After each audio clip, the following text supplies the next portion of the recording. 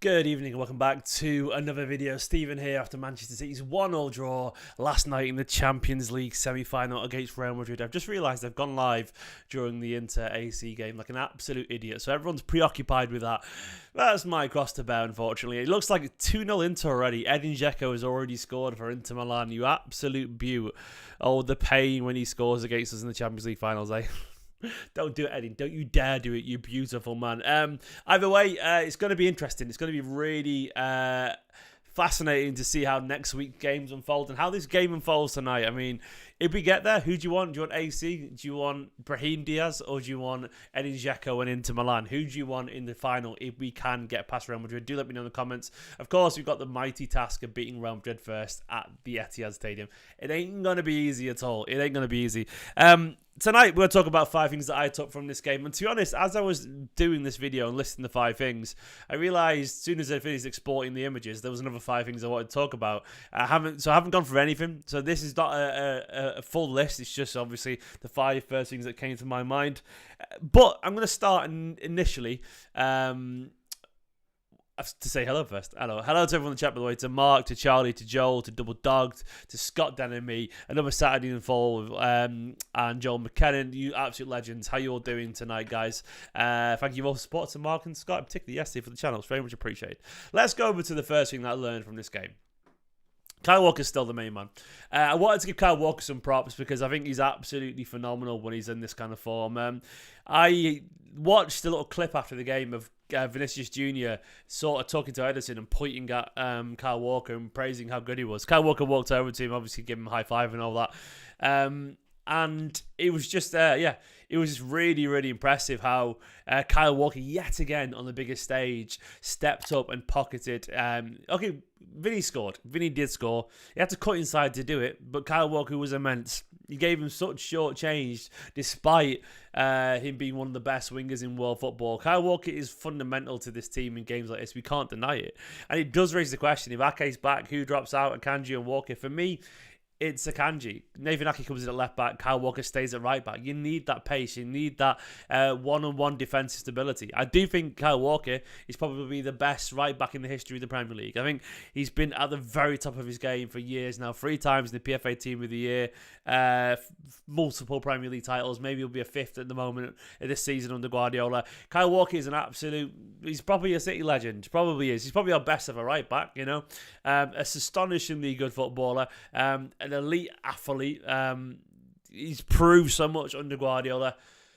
Excellent. And when you've got the likes of Neymar and Hazard saying he's the toughest player you've ever played against, there's not a stronger cosign than that, really. Then Vinny Jr. giving him the praise as well after the game. It's remarkable how good he is, and I do think he deserves that credit. I think he does because he's such a wonderful player, and I want to see him get his flowers because I think he deserves them. I think Kyle Walker is the kind of guy that deserves credit. People pretend he's terrible on the ball. Still, he isn't. He's not the best in our team, but he might even be the worst in our team on the ball. But, we're a team of high-quality technicians. The worst in our team would still be best for most teams. I guarantee you that. He's still obviously more than good enough. Otherwise, Guardiola wouldn't have relied on him all these years. Still a world-class right-back on his day. Absolutely. And, such a unique skill set that it's going to be very hard to replace. Kyle, I just want to say you're fucking brilliant, mate, and I absolutely love you. A wonderful player. I'm not watching the Premier League Cup final, no, Charlie. I've got the sun on it. I can't really get to games in the evenings when Ruben's in bed and that. I could do maybe, but I'm just too tired. So one day eventually I'll get my energy to go back to games like that. Second point is that Real are dirty, man. Fuck me, I was not expecting that. And I can't wait for loads of Madristas to be in the chat and call me salty eventually. But they fucking are. They really are dirty. I was not expecting that level of physicality from Real Madrid.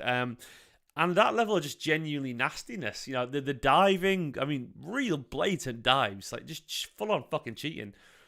And then the physicality, like Carvajal was out to hurt Grealish. He really was. Rudiger elbowing Gundogan in the face and just absolutely loads of dodgy challenges and the constant haranguing of the referee and getting away with it. They play a dirty game than I was expecting. For a team of Galacticos, they really do play a physical, nasty game of football. And that's something that I didn't really expect. I know they're a Spanish side and there's always going to be the odd bit of histrionics with diving and so on. I know it sounds like a cliche, but it's sort of true. We see it all the fucking time. But I didn't expect it that level from Real Madrid, at home. And the referee was definitely playing to the occasion and letting him get away with stuff. But some of that stuff, I know Madrid fans are sharing that challenge from Bernardo Silva, which is a bad challenge, by the way. It absolutely was. There.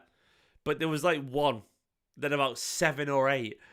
There was one Camavinga where he left his foot in, and Rodri as well, and Rudiger and Carvajal constantly, and Cruz as well. And it was just, they were dirty and nasty. So not only did they have that immense quality, they just have this fucking nasty side to them where they are willing to just, stick the foot in and go at you, and it makes it very hard to just deal with, We have to be stronger than them, more aggressive, and we have to play their own game to an extent at the Etihad. I do wonder the referee was being soft with them, or if it's the Bernabeu factor where obviously teams, they sort of kind of cave in a bit. But it is something to consider. I was not expecting it at all. The next thing I took from this game is that KDB is our key man. We talk about Haaland and Diaz and so on, but ultimately, this is not really learned. It's just a reminder as such. It's just true. It's just true. KDB, look, he's still absolutely fucking phenomenal. He still is the diamond, that this team is built around. An astonishingly good player, capable of magic. And if you're going to win the Champions League, you need moments of magic. You need big moments from big players, and they don't come much bigger in a Man City shirt than Kevin De Bruyne, possibly the biggest ever, in terms of what he's achieved.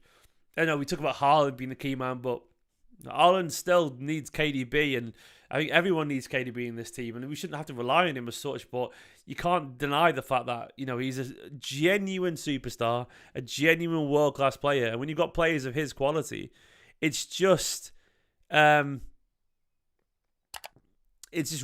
really, really hard not to kind of sort of lean on them. Genuinely, what a phenomenal player.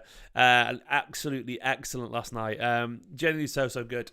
Well, I say he wasn't excellent. He was good when he needed to be, which is what KDB does. A genuine all-time great, in my personal opinion. The next thing I want to talk about is, once again, no sub Pep struck. Why does he do this? Look, I'm not going to sit here arrogantly and say Pep is wrong. I'm just going to observe and react, I'm going to say my justification for him making a substitute. So if you're watching this Pep somehow, I know you think the Twitter people don't have as much info as you do, and you're right, they don't. We're idiots compared to you, pal. But if you're watching, I guess as I'm sat there as a fan, I'll justify how I feel about it. We were sat there watching players knackered and look genuinely tired. I'm giving the ball away constantly, like the likes of Gundogan and Bernardo Silva and reliable players, even Rodri. And we're thinking, we really could do with have someone, who's going to control the good ball a little better, or not be as knackered as I am right now. The irony of that. Not just be exhausted and dead on the feet, because we were getting sloppy. And you're going to invite trouble, and we were inviting trouble at times. But Pep has this tendency to not make changes sometimes, and it does make me wonder why he does it. Now, I think the general idea for Pep is that making subs sometimes can be disruptive to the flow. Even if the flow isn't perfect, if it isn't terrible, he's sort of unwilling sometimes to change it, because he'll feel that you can bring on a player in the pressure cauldron that is the Bernabeu, and they could just immediately try and overdo something to make a point and disrupt the team's balance. Even if the balance is just sort of mid at the time, he sees it as a big risk. And he'd rather the players be up to speed and go the full 90 and just see the job out. It could be as well that, fresh team for Sunday once again, as Travis said. I don't know, but to me, it's just one of those things where it's a weird trait of Guardiola's, but there is a logic to it. I don't always know if I understand the logic of it, if it's the right thing. But I guess it's not for me really to tell him he's wrong. It's just for me to try and understand it. And it does get a little bit frustrating when you see City aren't playing that well. And I know for what it's worth, he's happy with a 1-1 draw. I know he was. It's Real Madrid away at the Bernabeu in the Champions League. It's just, it is what it is. And I get he's confident and happy with that result. But for us sat there watching it, I think sometimes I feel like as fans, the lack of substitution bothers us is because it's the only way we can see a tangible change, Substitutions are really visible change, and when we want to see something happen, I think we're not really always privy to a little micro changes on the pitch that happen all the time. Guardiola doesn't feel like he has to change players to change the game. He can just tell people instructions and try and do that. So I think we presume the only way to change it is change the personnel. It's not always the case. So I think we can't do anything. We can't do anything, so we want to see changes because it frustrates us. And Like, we want to see action because we presume no subs is inaction, and it's not as simple as that, really. Like, for me, I can't wait just for the day where Guardiola comes out and sits and really explains it. Like, I don't know if you all do or not, but I really want to understand it to an extent. Like, he doesn't owe us anything, but I'm just genuinely curious. I'm really curious to know the reasons behind it. But it is what it is, and it's what Guardiola does. So we've got tired players, but we got away with it, I guess you could argue. Finally, we can go up a level. I think we can. That's what makes me confident about the next tie. As good as Madrid were last night, I don't think they've got many more, steps to go up. I really, really don't. Like, they can be better, but I think the biggest ceiling, performance to the ceiling level from us was us to go up again. Like, I really believe that this City side can play much better than that. I think that was a 5, 6 out of 10 for us. I think we could go way higher than a 5, 6 out of 10. I think we can go obviously up to an 8, 9, 10. And if we do, I think that would be enough for us. Like, to me, it could be a very different Manchester City side with the crowd behind us and the referee are hopefully not cowing down to Real Madrid yet again. And Madrid, not with the whistling Spanish fans supporting them and so on. I do feel that this City side can just find the confidence that is the fortress in the Etihad. I mean, the Etihad really is a remarkable stadium for us. I know people joke about it being at the Etihad and all that. It's not been the fucking Etihad for an awful long time. It never was really. It was just people got giddy from some dead games where we didn't always sell out because we got a core local fan base. That was years ago. Like, you watch the Etihad now, it's always fucking sold out. It's always busy. It's always rocking, for big games in particular. Like, this game is going to be, it could be won by the home crowd. It really could be. And I expect we will. I think the players will feel fresher. They'll feel more comfortable within their own skin. And I think they'll be more inclined to attack and go and see the game out because I think we sort of have to. I think there's an expectation to go and do it. Away at the Bernabeu, you're going to sit and be deep and be cautious because you are. Because you don't want to play into the hands too much. You can't go there and batter them. It's very hard to fucking do that, man. But at home, I'm not saying we could batter them, but we've done it before. We've gone and it was 4-3 last time, but it should have been 5-1. We all know that. They scored a couple of goals that didn't really should have happened, and I do think the quality that we've got going forward will be fascinating to see how it unfolds. I really think we can go up another level, and I think we can get the job done. I just believe we can. Guys, it's only a short video tonight. I just wanted to talk about 5 things that I learned going back to it. Walker's still the main man. Absolutely had Vinny. It's such a fascinating battle with Vinny. Obviously got his goal, but not really necessarily Walker's fault that. As well, Real, we saw that they are the masters of the dark arts here at Dirty Side, man. Carvajal should have been sent off for that push. And they will do that again. They will do it again. KDB is our key man. Still very much our key man. As much as we can talk about, fucking Haaland and so on. KDB is the guy. No sub Pep again, which is, according to Rudy Mancunian in the chat, some football coach, and I'd say changes come more problems than not. I'd say it's 70-30. I think Pep feels that way, mate, as well. He does. And finally, we can go up a level. Guys, thanks for watching this video. Do please hit the like button and subscribe to the channel if you are new. Watch the fan view live from last night, the match reaction, the highlights to watch on if you want to. I'll be back tomorrow. I am away for a stag do for the next few days, so there'll be the odd video here and there. I'll be back for the Leeds game, definitely. It might be trying to be able to squeeze in a preview, but I am with my best mate, stag do for a couple of days away.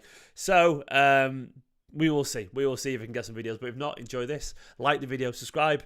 Thank you very much. You're really very kind of you. You're all wonderful. Thanks for catching this video, and I'll see you again very, very soon.